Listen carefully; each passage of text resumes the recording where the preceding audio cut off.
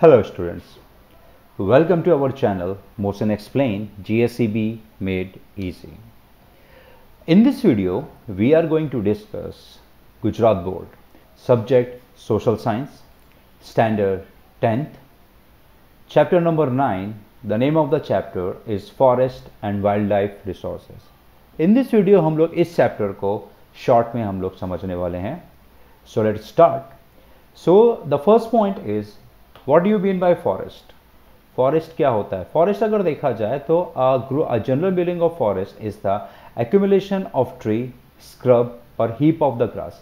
और फॉरेस्ट एक ऐसी जगह होती है जहाँ पे हमें पेड़, घने पेड़ मिलेंगे, झाड़, पेड़ पौधे और कह सकते हैं घास, बहुत सारी घास. इस तरीके के जो ग्रुप होता है, जो इस तरह की जगह होती है, उसको हम लोग फॉरेस्ट कहते हैं.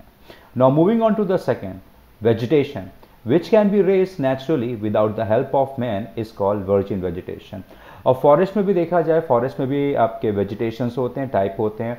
एक तरह के फॉरेस्ट होते हैं जो मैन ग्रो करते हैं, उसको सिस्टमेटिकली डेवलप करते हैं, कॉन्टिन्यूसली उसको प्रोटेक्ट करते हैं.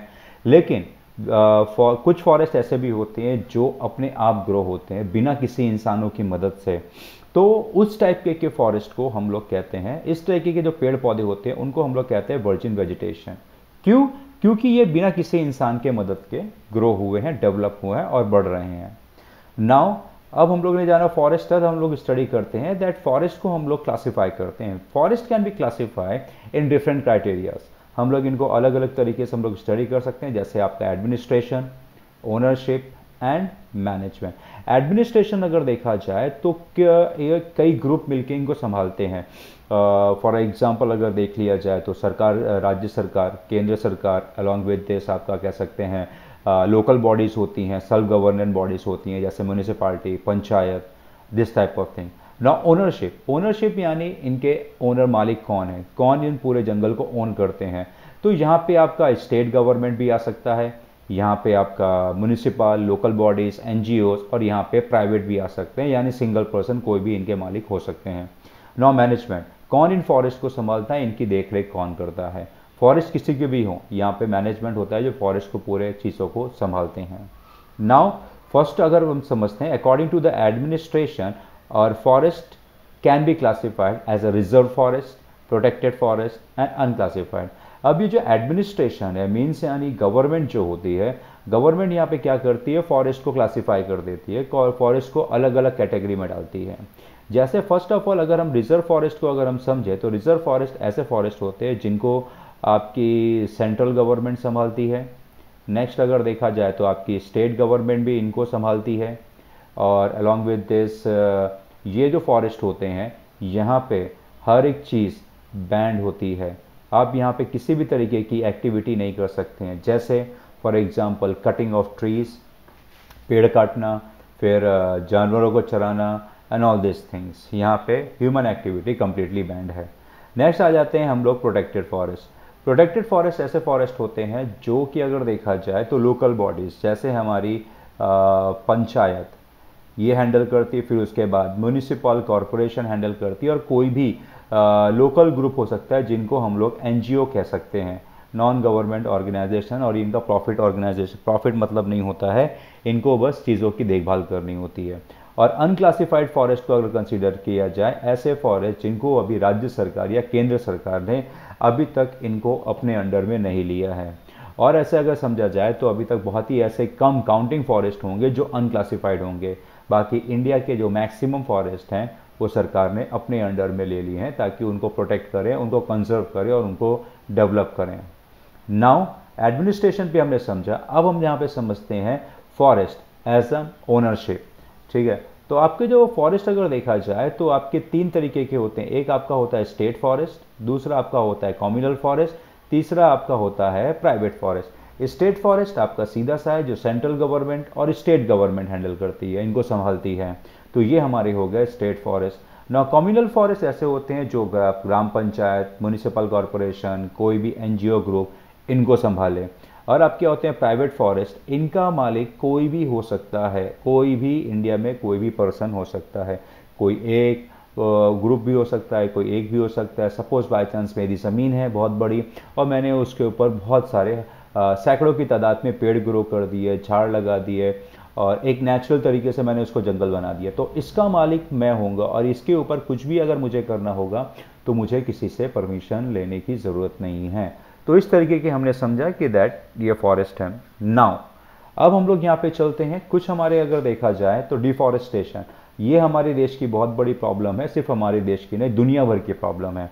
डिफॉरेस्टेशन को अगर हम लोग समझे, it means the destruction of forest. It अब जंगलों को बहुत ही हैवी क्वांटिटी में और बहुत ही हैवीली स्पीड में पेड़ों को काटा जा रहा है। क्यों? For industrial raw material, for personal use, dam बनाने के लिए, रोड कंस्ट्रक्ट करने के लिए, और बहुत सारे ऐसे पिलग्रिमेज एरियाज़ हैं जहाँ जो जंगलों में बसे हुए हैं, तो यहाँ पर लोग आते हैं, रुकते हैं, यहाँ पर के जंगलों को नुकसान पहुँचाते हैं। तो इस तरीके से देखा जाए तो जंगल धीरे धीरे करके बर्बाद हो रहे हैं। तो जब जंगल ह्यूज क्वांटिटी में बर्बाद होने लगे, बहुत तेज़ी से उनको काटा जाए, that is known as deforestation. और ये डिफॉरेस्टेशन सिर्फ हमारे इंडिया की प्रॉब्लम नहीं, पूरी दुनिया की ये प्रॉब्लम है और पूरी दुनिया जो है इस प्रॉब्लम से लड़ने की कोशिश कर रही है। अब हम लोग जानेंगे इम्पैक्ट ऑफ डिफॉरेस्टेशन। हमारे अगर डिफॉरेस्टेशन से हमारे ऊपर, हमारी पृथ्वी के ऊपर या जानवरों की प्रजाति है उनके ऊपर क्या असर पड़ता है। सबसे पहले तो हम लोग एनवायरनमेंट को समझते हैं। Quality of carbon dioxide increase in the atmosphere. ये हम लोग बहुत अच्छे से जानते हैं कि हमारे जो जंगल, जो पेड़ पौधे, वो क्या करते हैं, एक तरीके से वो CO2 को एब्जॉर्ब करते हैं और ऑक्सीजन को वो लोग छोड़ते हैं। तो एक तरीके से हम लोग जैसे ऑक्सीजन को कंज्यूम करते हैं और CO2 छोड़ते हैं, तो पेड़ जो होते हैं वो CO2 को कंज्यूम करते हैं और ऑक्सीजन रिलीज करते हैं। तो एक तरीके से ये पेड़ जो हैं हमारे जो एनवायरनमेंट में, हमारे जो एटमॉस्फेयर में ऑक्सीजन का जो लेवल है उसको मेंटेन करते हैं। So now that is also consider as an green house effect. अब ग्रीन हाउस इफेक्ट अगर देखा जाए तो इसे पेड़ों की बर्बादी होती है, पेड़ खराब होते हैं, पेड़ टूट के गिर जाते हैं, इनको काट दिया जाता है, जिसकी वजह से जो ग्रीन हाउसेस गैसेस है जैसे कार्बन डाइऑक्साइड, कार्बन मोनोऑक्साइड, ये सब इंक्रीज होती है। अब जब ये सब इंक्रीज होगी तो इसका इफेक्ट हमारे एटमॉस्फेयर पे बहुत खराब पड़ेगा। नेक्स्ट अगर देखा जाए तो soil is eroded and the problem of farm fertility decrease. अब मिट्टी जो है, अब यहाँ पे पेड़ जो हैं, एक्चुअली पेड़ एक तरीके से प्रोटेक्टर का भी काम करते हैं। ये तो हमें हवा देते ही देते हैं, ऑक्सीजन हमें देते ही हैं, लेकिन साथ में पेड़ की जो जड़ें होती हैं, जो रूट होती हैं, वो मिट्टी को पकड़ के रखती हैं, जिसकी वजह से आंधी, तूफान, बारिश, कोई भी अगर चीज़ आए तो मिट्टी को वो बहने नहीं देते हैं। और ये जिस मिट्टी को पकड़ते हैं, ये टॉप मोस्ट लेयर होती है जो सबसे ज़्यादा फर्टाइल और हमारे एग्रीकल्चर के लिए बहुत ही ज़्यादा ये फ़ायदेमंद होती है। अब जंगल नहीं रहेंगे तो ये जो मिट्टी है ये पानी में या हवा के ज़रिए बहकर दूसरी जगह चली जाएगी या फिर जाके पानी, वाटर रिसोर्स में नीचे जाके बैठ जाएगी, जो कंप्लीटली तरीके से यूजलेस हो जाएगी। अब इसकी वजह से क्या होता है, जो हमारे किसानों की, हमारे खेतों की जो फर्टिलिटी होती है वो कम हो जाती है। Many living organism have lost their abodes.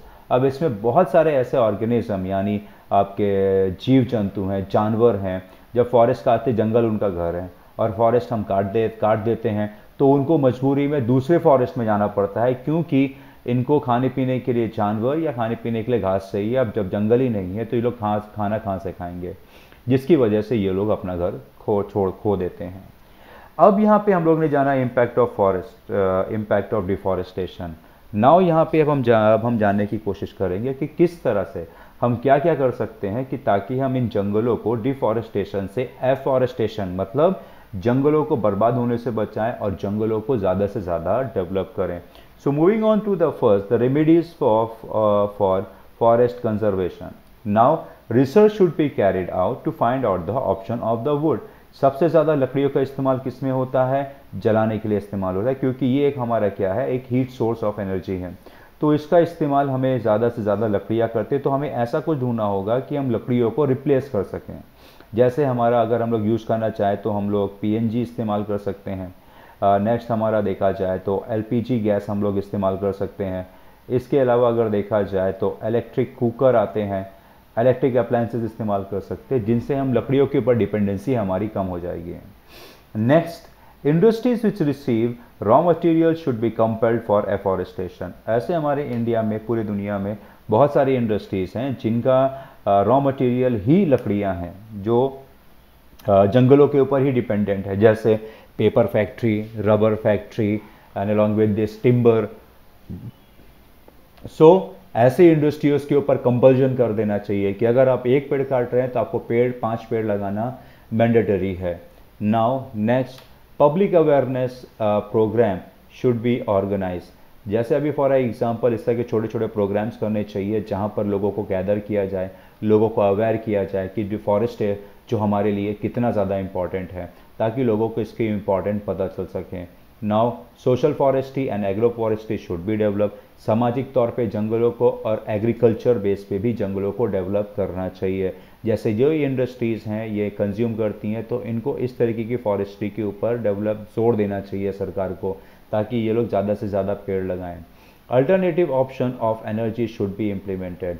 अब लकड़ियाँ जो हैं वो हमारी तरीके से एक तरीके का हमारा हीट सोर्स हैं, ठीक है, खाने पकाने के लिए काम आता है और फैक्ट्री इंडस्ट्रीज़ में काम आता है, तो हमें इसका अल्टरनेटिव ढूंढना चाहिए।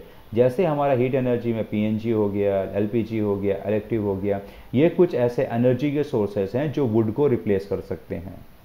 Next, the population in the forest should be the pollution in the forest should be control. अब जो पॉल्यूशन होता है, जंगलों में लोग जाते हैं, तीर्थ के लिए जाते हैं, ट्रैकिंग करने के लिए जाते हैं, घूमने जाते हैं, तो वहाँ पे वो क्या करते हैं, रहते हैं और कचरा गंदगी वहीं पे छोड़ देते हैं। तो इससे क्या होता है, तो लोकल जानवर होते हैं उनको बहुत इफेक्ट पड़ता है, क्योंकि फॉरेस्ट जानवरों का घर है। तो उनके अगर कोई हमारा घर गंदा करे तो हमें भी पसंद नहीं आएगा, तो इसी तरह से हम जानवरों का घर भी गंदा करते हैं। तो हमें ये सारी चीज़ें नहीं करनी चाहिए। इससे बहुत इफेक्ट भी पड़ता है, क्योंकि जो जानवर होते हैं, जो आपके हर्बीवोरस जानवर होते हैं, वो लोग क्या करते हैं, वो लोग इसको घास समझ के या फिर खाना समझ के खा लेते हैं, और जिसकी वजह से उनको फिर प्रॉब्लम होती है।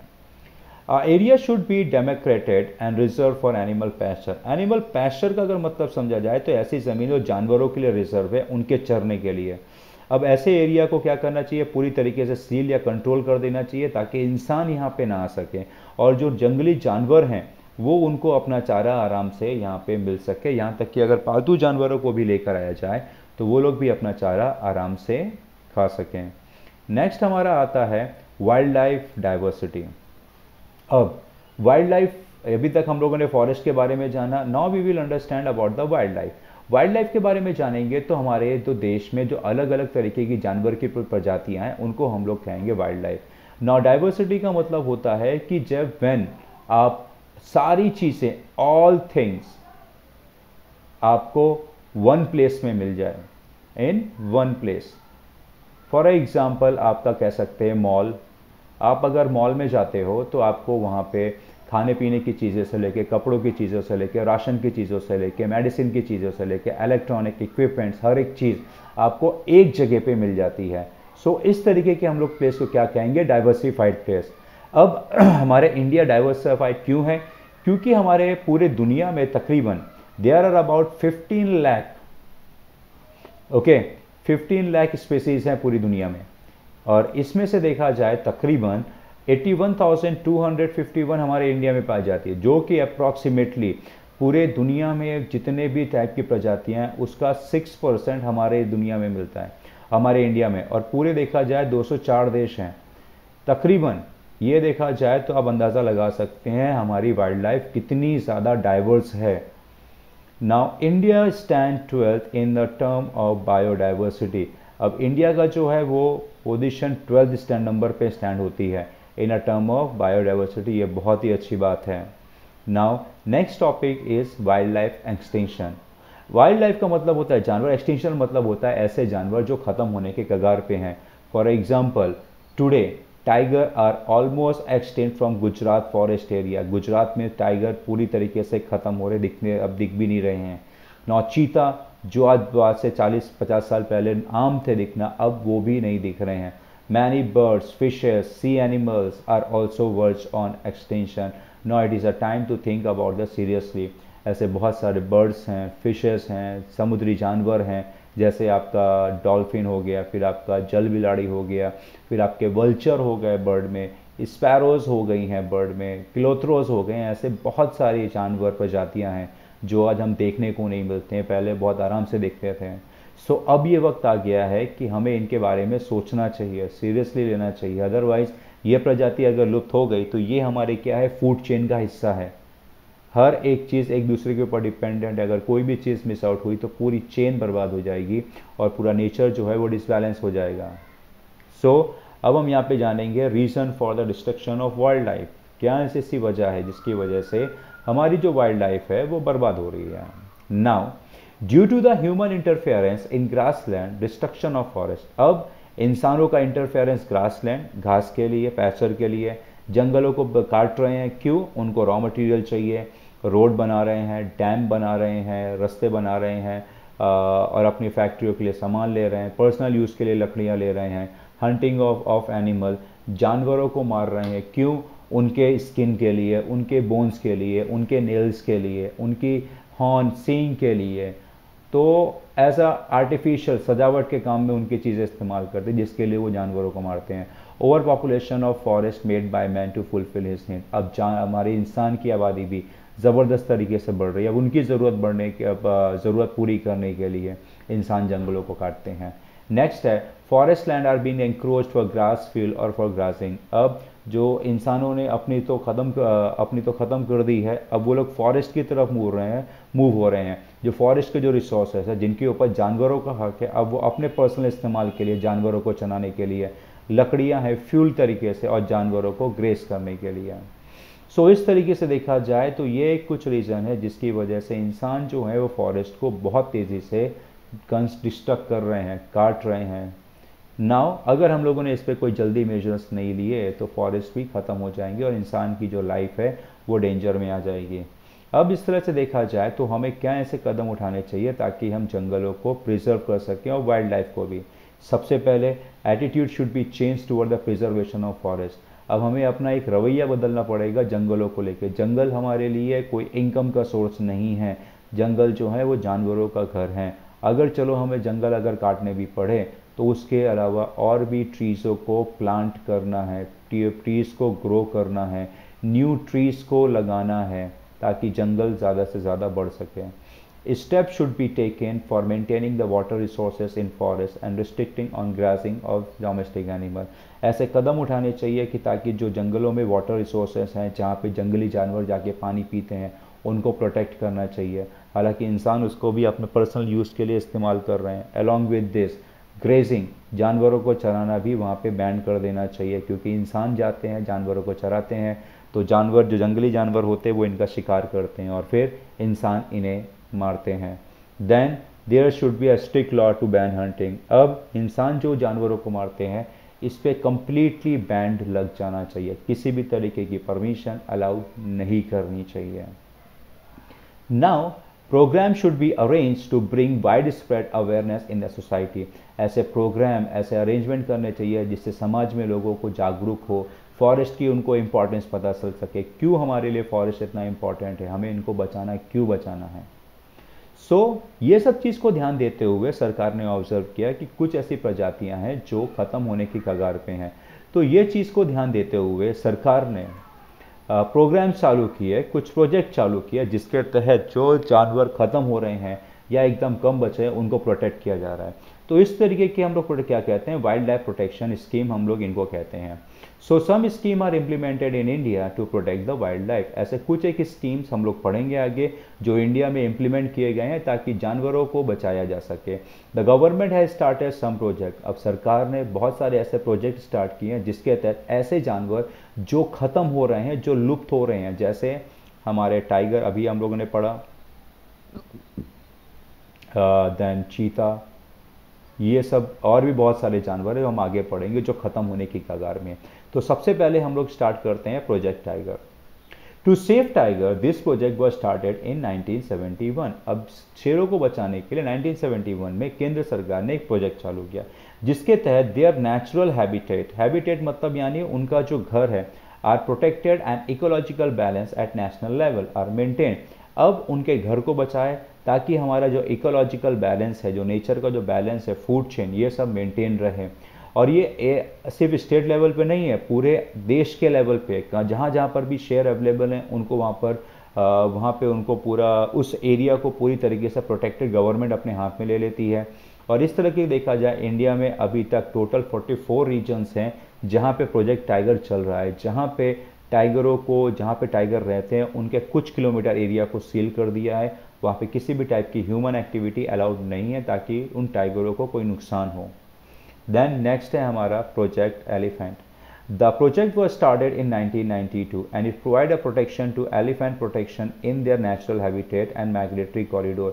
अब इसके तहत सबसे पहले तो हाथी जहाँ पे रहते हैं उनको तो प्रोटेक्ट करना ही है, साथ साथ में उनके घर को और माइग्रेटरी कॉरिडोर। माइग्रेटरी कॉरिडोर अगर देखा जाए तो हाथी जो है वो मौसम के हिसाब से और अपने खाने के हिसाब से ये लोग एक राज्य से दूसरे जगह, दूसरे जंगल से तीसरे जंगल, तीसरे जंगल से चौथे जंगल, ऐसी जगह ये मूव होते रहते हैं।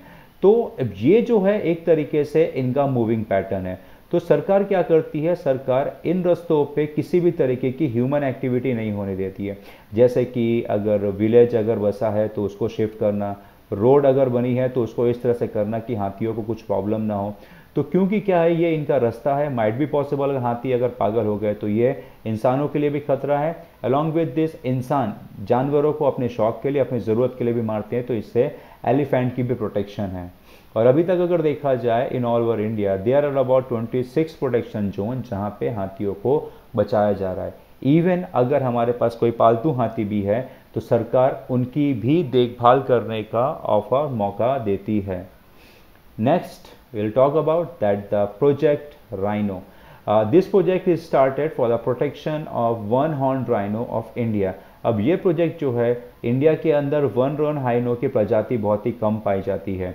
अब ज़्यादातर इंडिया में जो है वो टू हॉर्न, जिनके अगर देखा जाए तो इस तरह करके दो सींग होती है, पर लेकिन जो वन हॉर्न राइनो उनके सिर्फ एक ही सींग होगी और ये हमारे ज़्यादातर आसाम साइड में पाए जाते हैं।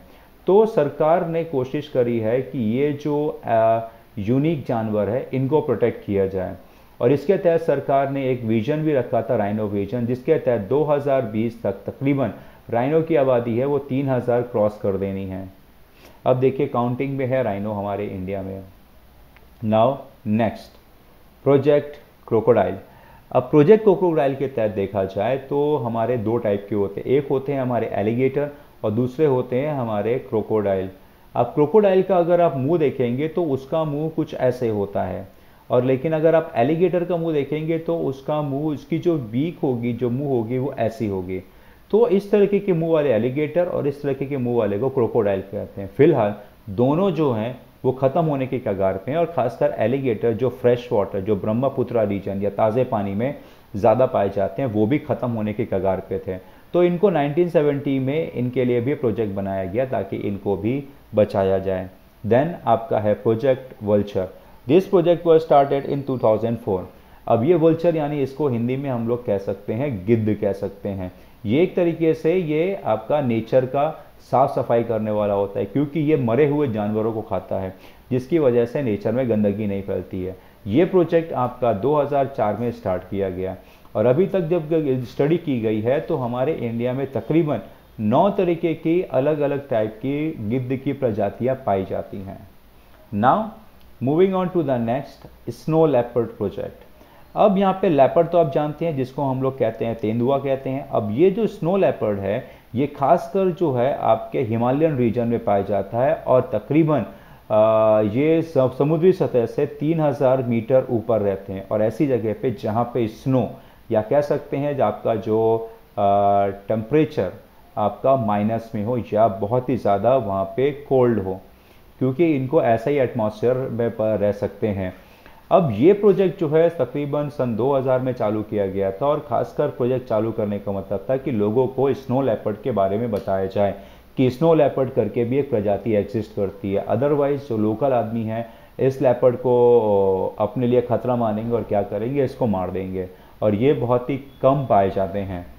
नाउ ये इस तरीके से हमने यहाँ पे कुछ एक मेजर प्रोडक्ट्स के बारे में जाना है कि जो सरकार ने चालू किए हैं जानवरों को बचाने के लिए। ऐसे बहुत सारे प्रोजेक्ट हैं, डॉल्फिन प्रोजेक्ट है आपका, फिर जल बिलाड़ी प्रोजेक्ट है, फिर आपका काफ़ी सारे स्पेशीज रेयर बर्ड हैं उनके लिए भी ये प्रोजेक्ट चालू किया गया है। जो आप लोग टेक्स्ट बुक में बहुत ही ज़्यादा डीप में आप लोग पढ़ेंगे।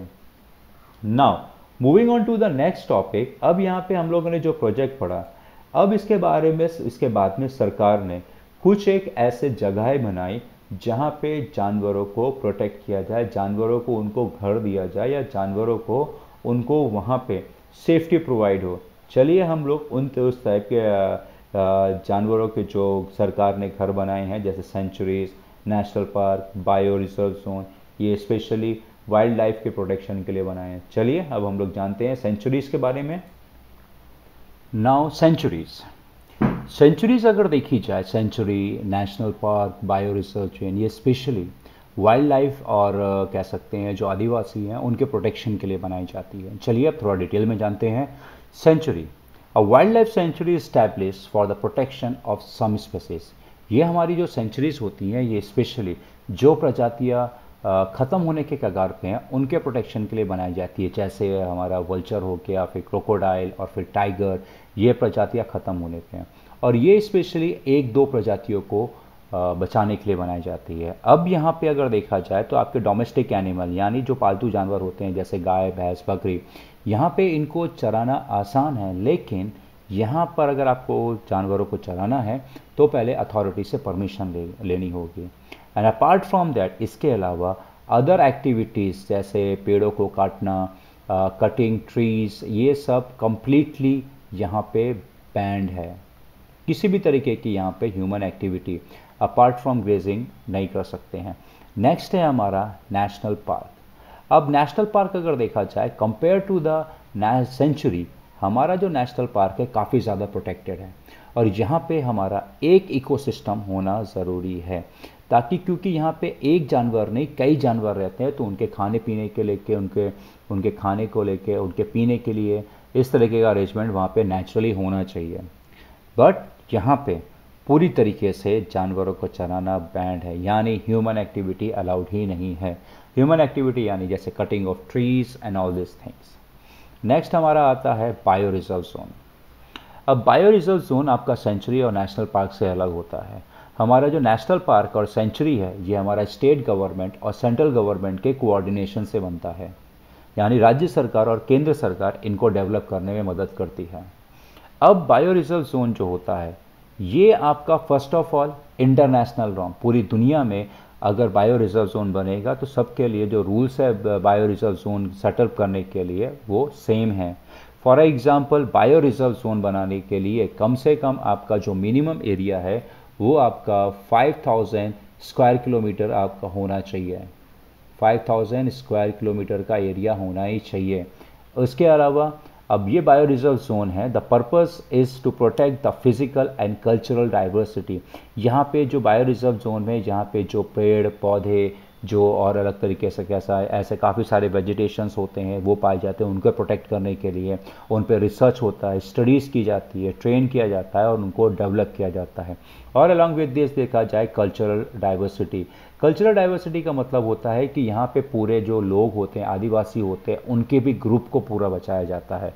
उन लोग एक्चुअली आदिवासी जो होते हैं जो हमारे जिनको हम लोग कहते हैं ट्राइब्स, इनके अगर देखा जाए तो इनके रूल्स एंड रेगुलेशंस हमारे बाकी समाज से अलग होते हैं, तो इनके जो रिचुअल्स हैं, ट्रेडिशंस हैं, इनको प्रोटेक्ट करना के लिए भी बायो रिजर्व जोन सेटअप किए जाते हैं।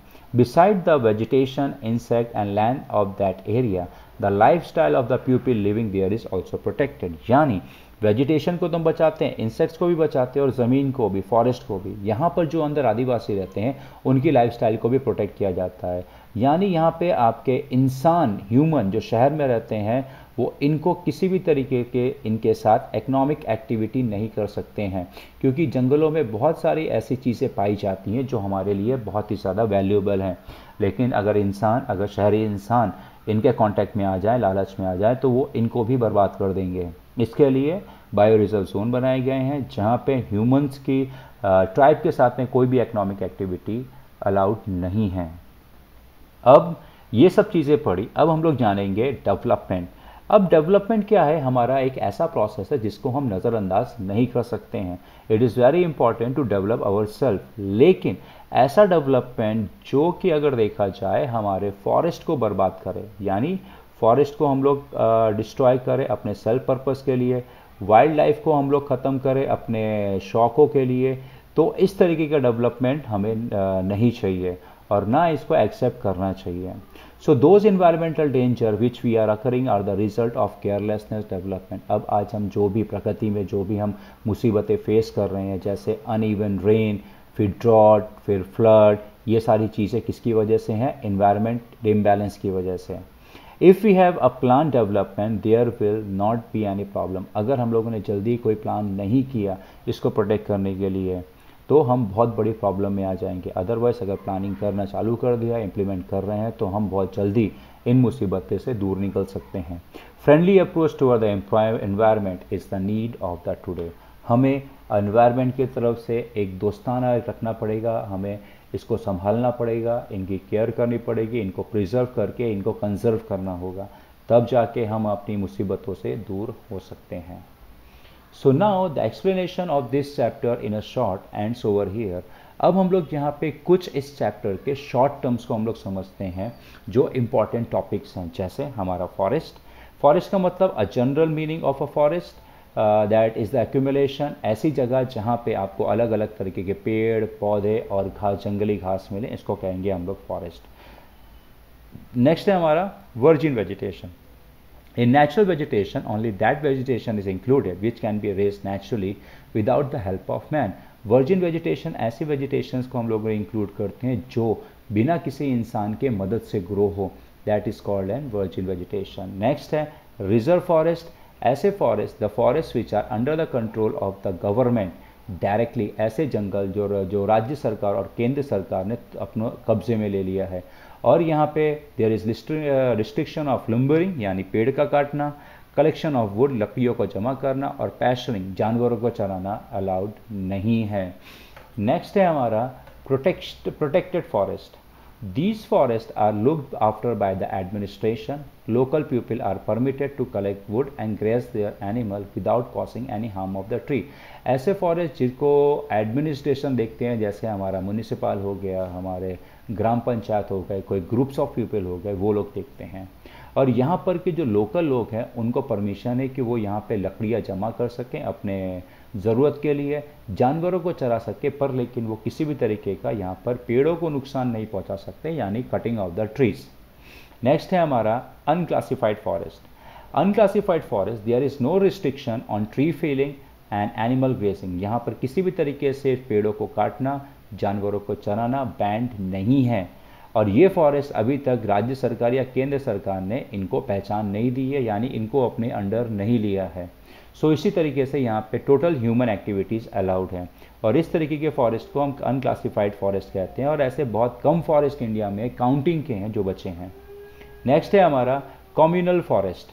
लोकल सेल्फ गवर्नमेंट यानी हमारी जो ग्राम पंचायत होती हैं वो इस तरीके के जंगलों को अपने कंट्रोल में रखती है और इनका ध्यान देते हैं। जैसे ग्राम पंचायत की, फिर म्यूनसिपाल्टी, फिर म्यूनसिपल कॉरपोरेशन, फिर आपका जो डिस्ट्रिक्ट पंचायत होते हैं, ये सब इन जंगलों का ध्यान रखते हैं। Now next topic is private forest. Private forest, these forest are found mostly in hazard condition. Hazard condition माने यानी पूरी तरीके से खराब कंडीशन में पाए गए हैं, और सम ऑफ देम आर टोटली बैरन, और ये कुछ फॉरेस्ट पूरी तरीके से बंजर हो चुके हैं। Such forest is own by individual, और ये फॉरेस्ट जो है कोई भी पर्सन इनको ओन कर सकता है। फॉर एग्जांपल पंजाब में ऐसे बहुत सारे फॉरेस्ट हैं, हिमाचल प्रदेश, उड़ीसा, मेघालय, ऐसे फॉरेस्ट बहुत सारे हैं जो कोई भी ओन कर सकता है। That is consider as an private forest. यहाँ पे आप इनके इंडिविजुअल की परमिशन से आप लकड़ियाँ भी काट सकते हैं, जानवरों को भी चरा सकते हैं, and all this things. Next हमारा आता है state forest. Now the central और state government control such forest. अब ये जो फॉरेस्ट है ये सेंट्रल और स्टेट गवर्नमेंट इन फॉरेस्ट को हैंडल करते हैं। Now most of such forest of the country fall under this category. अब इंडिया के अंदर ज़्यादातर जो फॉरेस्ट हैं, अराउंड कह सकते हैं 90% जो फॉरेस्ट हैं ये आपके स्टेट फॉरेस्ट में फॉल होते हैं। नेक्स्ट है हमारा कॉन्सेप्ट है डिफॉरेस्टेशन। डिफॉरेस्टेशन का मतलब it mean the destruction of forest, यानी जंगलों को बहुत तेज़ी से बिना सोचे समझे कट करते जाना। नेक्स्ट है हमारा green house effect, when the proportion of carbon dioxide increase in the atmosphere. अब ग्रीन हाउस इफेक्ट क्या होता है? जब हमारे एटमॉस्फेयर में हमारा यानी CO2 का लेवल ज़बरदस्त तरीके से बढ़ने लगे और जिसकी वजह से हीट है, गर्मी जो है वो रेज अप होने लगे। जिसकी वजह से हवा जो होती है वो बहुत ही ज़्यादा गर्म हो जाती है और स्ट्रॉन्ग, और एक तरीके का कह सकते हैं एक तरीके का नेट क्रिएट करती है, जिसकी वजह से जो हीट होती है हमारी सूरज की वो ट्रैप हो जाती है और जिसकी वजह से हमारे अर्थ का, ज़मीन का जो टेम्परेचर है वो बढ़ने लगता है। जब इस तरीके की चीज़ें होती हैं, जब CO2 इंक्रीज होने लगेगा, गर्मी बढ़ने लगेगी, तब हम उसको क्या कहेंगे? ग्रीन हाउस इफेक्ट हम लोग उसको कहेंगे। नाउ नेक्स्ट है हमारा social forestry. By planting tree on barren or useless soil, the proportion of forest is increased through plant. Social forestry इस तरह की फॉरेस्ट्री होती है जहाँ पे आप खाली ज़मीन देखेंगे, यानी बंजर ज़मीन देखेंगे, या फिर ऐसी ज़मीन जिसका कोई इस्तेमाल नहीं है, वहाँ पे पेड़ पौधों को लगाना और इस क्वांटिटी में बनाना कि ताकि कुछ समय में वहाँ पे जंगल बन जाए। तो इस तरीके के प्लांट कल्टीवेशन और नेचर प्रोग्राम को हम लोग सोशल फॉरेस्ट्री कहते हैं और इसमें जो समाज के लोग हैं अब इसमें पार्टिसिपेट लेते हैं और ज़्यादा से ज़्यादा वो लोग पेड़ पौधे लगाते हैं। नेक्स्ट है हमारा wild life. Various animal, bird, insect, reptile and fishes living the forest on the land, under water, moving freely in the nature are called wild life. जब अलग अलग तरीके के जानवर, पक्षी, कीड़े मकोड़े, रेप्टाइल जो पानी और ज़मीन दोनों में रहते हैं, मछलियाँ, अब ऐसी जगह पे जो या तो ज़मीन या पानी के अंदर में फ्रीली रहते हैं, उनके ऊपर किसी भी तरीके की बंदिशें ना इंसान का यहाँ पे इन्वॉल्वमेंट होता है, that is known as wild life और वाइल्ड एनिमल्स। नाउ नेक्स्ट है हमारा extinct wild life. There is no doubt about the death of lost animal of a piece of a such animal is called extinct animal. ऐसे जानवर जो या तो मर गए हैं या फिर एकदम खत्म होने के कगार पे काउंटिंग के बचे हुए दुनिया में, that is called an extinct animal, जो बहुत ही रेयर पाए जाते हैं। नाउ अब जो वाइल्ड लाइफ, जो जानवर जो मर चुके हैं या फिर ख़त्म होने की कगार पे हैं, सरकार ने जितने भी जो जानवर बचे हुए हैं उनको प्रोटेक्शन के लिए उनके लिए पार्क्स बनाए हैं, सेंचुरीज बनाए हैं, बायो रिजर्व। जैसे national park, first of all this protected zone which establish through the coordination of the state and central government. अब ऐसे पार्क जो राज्य सरकार और केंद्र सरकार दोनों ने मिलकर बनाए हैं, खासकर कुछ जानवरों की प्रजाति के प्रोटेक्शन के लिए। अब यहाँ पे there is complete ban on animal grazing, यहाँ पे जानवरों का चराना कंप्लीट बैंड है। यहाँ पे ह्यूमन एक्टिविटी, लंबरिंग, पेड़ काटना भी कंप्लीट बैंड है। It possesses more than one ecosystem, यहाँ पे एक से एक इकोसिस्टम होना ज़रूरी है। ऐसी जगह जहाँ पे आपका एयर, वाटर और land, that is known as ecosystem होना चाहिए। For example Kaziranga and Dachigam. Next है हमारा सेंचुरी। अब sanctuary it is establish for the protection of some species. अब ये जो है कुछ प्रजातियों के लिए बनाया जाता है, कुछ प्रजाति यानी एक दो प्रजाति जो खत्म, जैसे शेर, टाइगर, लायन, चीता, इनके लिए बनाया जाता है। और सेंचुरी में मोस्टली ऑफ एक जानवर ही रखे जाते हैं and it can be establish by the government after certain process. अब ये जो सरकार है उनके प्रोसेस, उनके देखरेख में ये पूरा इस्टेब्लिश किया जाता है। Human activities are permitted with certain limit, यहाँ पे इंसानों का मूवमेंट अलाउड है, लेकिन यहाँ पे वो पेड़ नहीं काट सकते। हाँ, जानवरों को चरा सकते हैं, लेकिन वो भी अथॉरिटी की परमिशन के बाद। Such places is called sanctuary, for example Periyar and Chandraprabha, ये कुछ एक ऐसी सेंचुरीज हैं जो अभी बची हुई हैं। नेक्स्ट है हमारा bio reserve zone. Now the average area of such zone is larger than 5000 square kilometre. जैसा कि मैंने पहले कहा, बायो रिजर्व जोन ये इंटरनेशनल नॉर्म से, इंटरनेशनल रूल्स एंड रेगुलेशन पे बनता है और एक बायो रिजर्व जोन बनाने के लिए कम से कम आपके पास 5000 स्क्वायर किलोमीटर की जगह होनी चाहिए। And then it is form according to the international, जैसे हमारा सेंचुरीज ये नेशनल रूल्स पे बनता है और आपका नेशनल पार्क ये भी हमारा नेशनल यानी इंडिया के रूल के हिसाब से बना है, लेकिन बायो रिजर्व जो है वो इंटरनेशनल कायदे कानून से बना है। Beside all vegetation, insect and land of area, इसमें हम वेजिटेशन को तो बचाते हैं, इंसेक्ट को भी बचाते हैं कि बहुत सारे कीड़े मकोड़े जो रेयर हैं, ज़मीन को भी बचाते हैं। लेकिन इस बायो रिजर्व जोन में अगर कोई ट्राइब्स यानी आदिवासी अगर रह रहे हैं तो उनकी लाइफस्टाइल लाइफस्टाइल समझ सकते हैं, उनके रहने का तरीका, उनकी भी प्रोटेक्ट की जाती है, क्योंकि आदिवासी जो हैं वो ह्यूमन से दूर रहना पसंद करते हैं। हमारी लाइफस्टाइल और आदिवासियों की लाइफस्टाइल अलग होती है। इनके भगवान, हमारे भगवान, इनके कस्टम्स, ट्रेडिशंस, रिचुअल सभी अलग होते हैं। इनके खुद के कायदे कानून होते हैं और सरकार नहीं चाहती कि हमारी जो ह्यूमन जो लाइफस्टाइल है वो ये लोग जाके इससे इंटरफेयर हों। और इनके साथ में किसी भी तरीके की इकोनॉमिक एक्टिविटी भी अलाउड नहीं है, ताकि अगर इकोनॉमिक एक्टिविटी अलाउड करेंगे तो जो ह्यूमंस हैं वो खुद को बर्बाद हुए ही हैं और साथ में इनको भी बर्बाद कर देंगे। इस तरीके के लोगों के और ऐसे जानवरों के प्रजातियों के प्रोटेक्शन करने के लिए ही बायो रिजर्व जोन को डेवलप किया गया है। Alright guys, this explanations ends over here. मैंने चैप्टर को शॉर्ट में समझाने की कोशिश की है और इसके भी कुछ एक इम्पॉर्टेंट टर्म्स भी हम लोगों ने लास्ट में डिस्कस किए हैं। अगर यहाँ पर कभी किसी को कोई टॉपिक या कोई टर्म हमसे छूट जाता है या मिस आउट हो गया है या कवर नहीं किया है तो मुझे मेरे कमेंट बॉक्स में मेंशन कर दीजिए। वेरी सून मैं उसके ऊपर भी वीडियो क्रिएट कर दूंगा। Thank you very much.